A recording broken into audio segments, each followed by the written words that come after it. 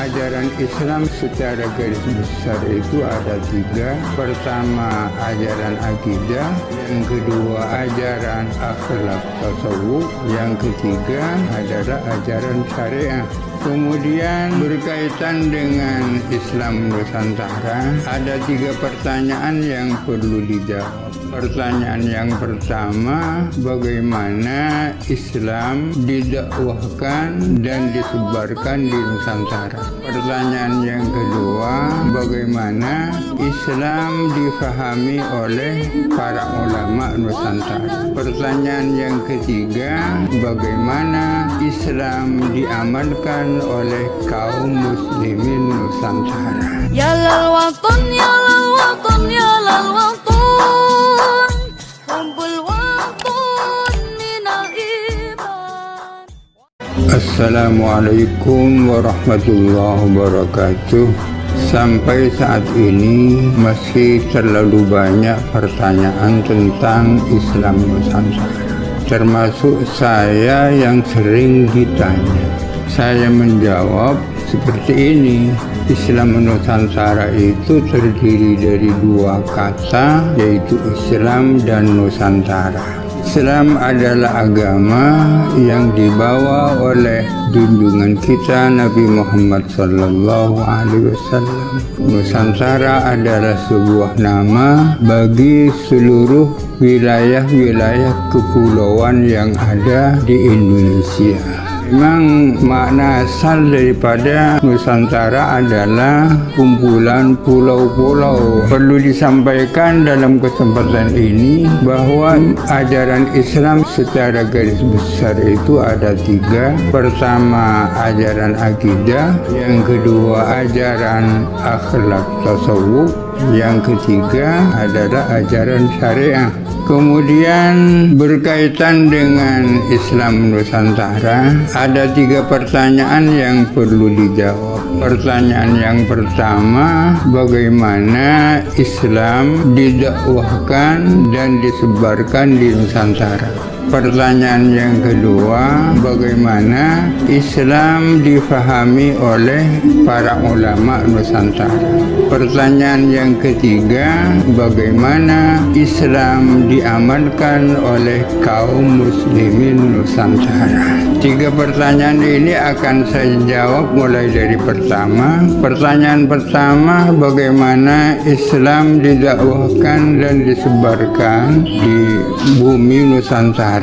Ternyata Wali Songo dan kaum pedagang yang menyebarkan dan mendakwahkan Islam di Nusantara ini, mereka melakukan itu dengan sangat-sangat arif dan bijaksana. Sementara umat yang ada di bumi Nusantara ini diakui merupakan orang-orang baik, sehingga di sini bertemu 2 pihak yang sama-sama baiknya. Para da'inya melakukan dakwah dengan cukup arif dan bijaksana, sementara yang diajak untuk Islam adalah orang-orang baik. Sehingga ada orang mengatakan bahwa sesungguhnya orang-orang Nusantara ini hanya kurang syahadatnya saja, orangnya sudah baik-baik semua. Ada salah seorang peneliti dari negara Syria, namanya Ahmad Tontowi. Dia mengatakan bahwa dalam penyebaran Islam di Indonesia ini tidak satu tetes pun darah mengalir. Orang-orang berbondong-bondong masuk Islam tanpa ada satu tetes pun darah mengalir itu.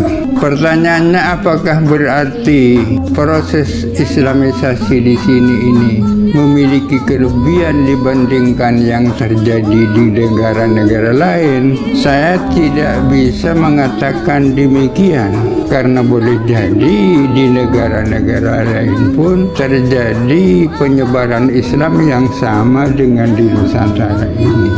Itu jawaban atas pertanyaan yang pertama. Pertanyaan yang kedua, bagaimana Islam difahami oleh ulama Nusantara? Pertanyaan ini seolah-olah menyiratkan pengertian bahwa bisa terjadi perbedaan pemahaman antara ulama Nusantara dan ulama-ulama yang ada di negara lain. Ya, memang ada kemungkinan terjadinya perbedaan pemahaman karena perbedaan latar belakang, budaya, adat istiadat, dan seterusnya. Kemudian pertanyaan yang ketiga, bagaimana Islam yang sudah difahami oleh ulama Nusantara ini diamankan oleh kaum muslimin Nusantara? Karena pemahaman tidak identik dengan pengamalan. Seringkali pemahamannya seperti itu, tapi pengamalannya bisa berbeda bentuknya karena perbedaan daerah. Selanjutnya ingin saya katakan bahwa ajaran akidah tidak mungkin dinusantarakan. Tidak ada akidah Islam Nusantara. Demikian pula akhlak tasawuf. Tapi perlu ingat, yang saya maksud dengan akhlak bukan sopan santun. Akhlak tasawuf itu intinya adalah tazkiyatun nafsi, membersihkan hati dan jiwa. Akhlak tasawuf juga tidak bisa dinusantarakan, sehingga tidak ada tasawuf Nusantara. Apakah syariat bisa dinusantarakan? Tergantung, karena syariat itu bisa dibagi dua. Pertama adalah syariat yang sawabit, yang kedua adalah syariat yang mutawayyirat. Syariat yang sawabit itu adalah syariat yang harga mati, konstan, berlaku setiap zaman dan waktu. Karena dalilnya sudah sangat jelas, sangat tegas, sangat terang benderang, sehingga menutup kemungkinan adanya perbedaan di kalangan ulama. Itu adalah syariat yang sawabit. Yang kedua adalah syariat yang mutawayyirat. Syariat yang mutawayyirat itu artinya syariat yang punya potensi untuk berubah, untuk beradaptasi dengan budaya, dengan situasi dan kondisi. Punya potensi berubah, kenapa? Karena syariat yang mutawayyirat ini merupakan produk ijtihad. Lantaran dalilnya tidak tegas, sehingga memerlukan keterlibatan akal budi manusia secara lebih mendalam. Seringkali perubahan itu karena pertimbangan maslahat dan mafsadat, karena perbedaan budaya, perbedaan huruf, dan lain sebagainya. Mungkin menarik apa yang disampaikan oleh Imam Al-Qarafi. Idza ja'aka rajulun yastaftika min ghairi ahli baladika fala tujrihi ala urfi baladika was'alhu an urfi baladihi. Apabila ada seseorang datang kepadamu dari daerah lain, bukan dari wilayahmu, datang keperluannya tidak ada lain kecuali untuk minta fatwa kepadamu, maka jangan sampai kamu langsung membawa dia dan kamu menjawab berdasarkan uruf atau kebiasaan tradisi daerahmu. Akan tetapi hendaklah kamu memberi fatwa sesuai dengan urufnya dia. Ini artinya bahwa fatwa itu bisa berbeda karena sebab perbedaan tempat, situasi, dan kondisi.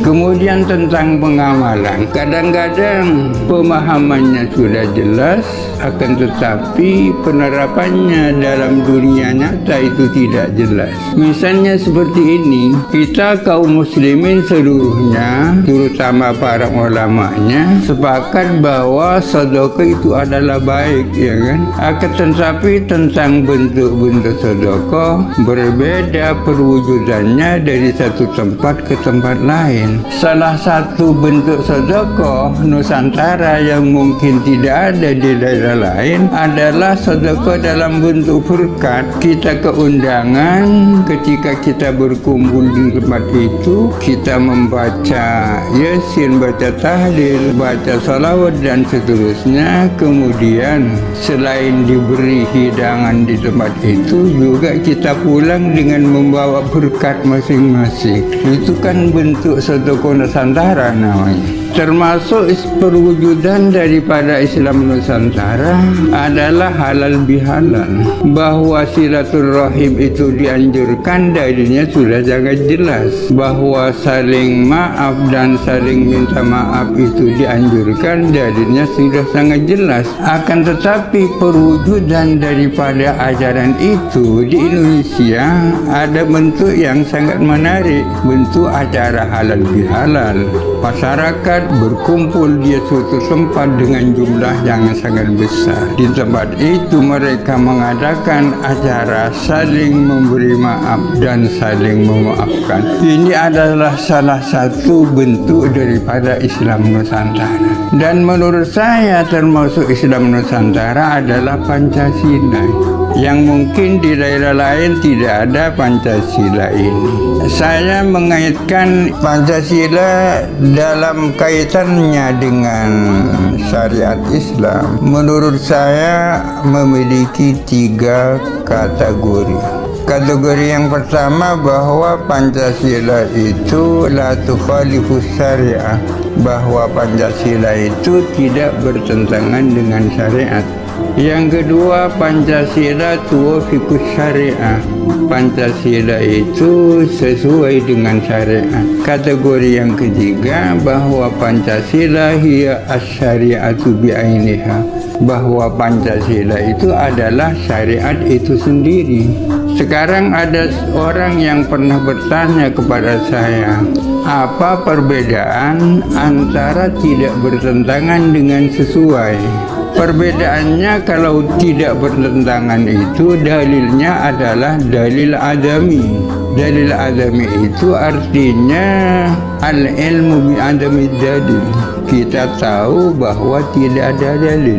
Kita tahu bahwa hal ini tidak ada dalil yang mengharamkan, sehingga dikatakan ini tidak bertentangan dengan syariat. Sedangkan sesuai dengan syariat, dalilnya ada, dalilnya adalah dalil wujudi, akan tetapi yang bersangkutan tidak tahu dan tidak sadar bahwa hal ini ada dalilnya, sehingga sesungguhnya tuwafiqus syariah. Orang-orang yang merumuskan Pancasila ini mungkin sebagian banyak yang tidak sadar bahwa Pancasila yang mereka merumuskan itu sesungguhnya ada dasarnya di dalam Al-Quran dan hadis, akan tetapi mereka tidak menyadari itu. Kalau begini berarti Pancasila itu adalah tuwafiqus syariah. Sedangkan yang ketiga, Pancasila itu adalah syariat itu sendiri. Dalilnya adalah dalil wujudi, artinya al-ilmu wujudi dalil. Kita tahu bahwa ini ada dalilnya, bahwa ketuhanan yang Maha Esa kita sadar ada dalilnya, bahwa kemanusiaan yang adil dan beradab kita tahu itu ada dalilnya. Berarti dalilnya adalah dalil wujud.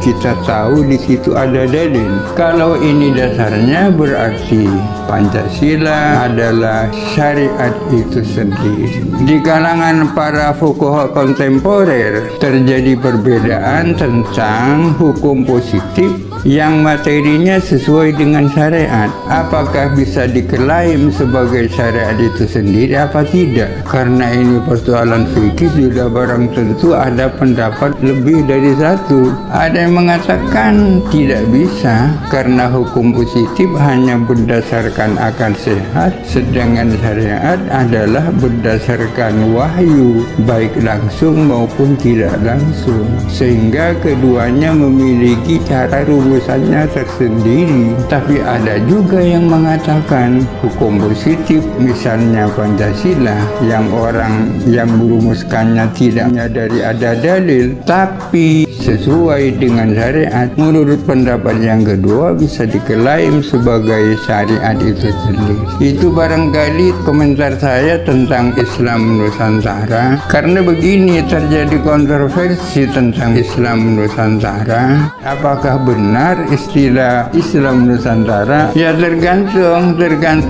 bagaimana kita memahami Islam Nusantara. Si A mengatakan tidak benar Islam Nusantara itu karena pemahamannya seperti itu tentang Islam Nusantara.